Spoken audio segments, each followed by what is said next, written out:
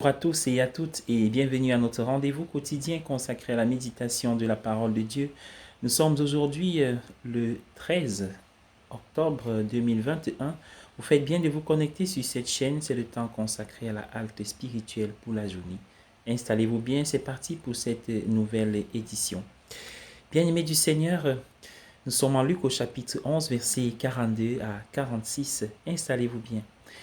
Il n'y a pas tant d'hypocrites aujourd'hui, car il n'y a pas de réelle pression pour être hypocrite, quand un mauvais comportement peut même faire de vous une célébrité. Pourquoi se donner la peine de faire semblant d'être bon? L'hypocrite, disait Nietzsche, un philosophe, a sa place dans les époques de forte croyance. Il y a relativement peu d'hypocrites aujourd'hui parce que dans la plupart des milieux, il n'y a pas de pression pour croire ou soutenir quoi que ce soit.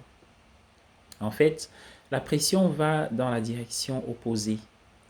Il y a des gens qui prétendent être pires qu'ils ne le sont. J'espère que vous n'avez pas mené une double vie, disait un certain auteur dans le livre intitulé L'importance d'être honnête.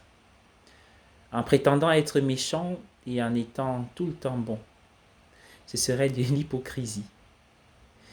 Il n'est pas étonnant que le monde victorien l'ait rejeté.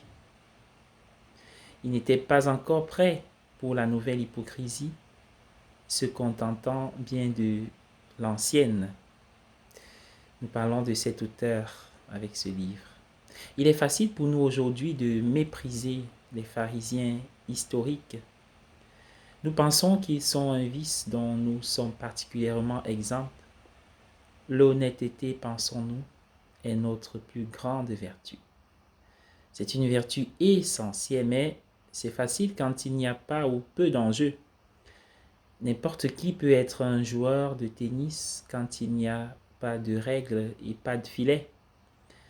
Tout était en jeu avec les pharisiens historiques. Jésus les a exorcisés, certes, mais il ne les a jamais coupés, ni en tant qu'individu, ni en tant que classe. Il s'est lié d'amitié avec certains d'entre eux. Il s'est assis à table avec eux. Saint Paul avait été un pharisien éminent et n'en avait pas honte, pas plus qu'il n'avait honte de sa naissance hébraïque dans Philippiens 3, 5.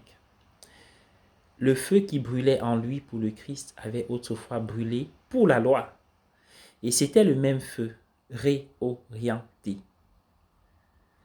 Bien-aimés, notre souffrance aujourd'hui, c'est que nous sommes dans une époque qui a connu un certain nombre d'idéologies brutales et qu'il nous est donc plus difficile de croire avec le feu qui était en Paul et en Jésus. C'est notre faiblesse, notre souffrance.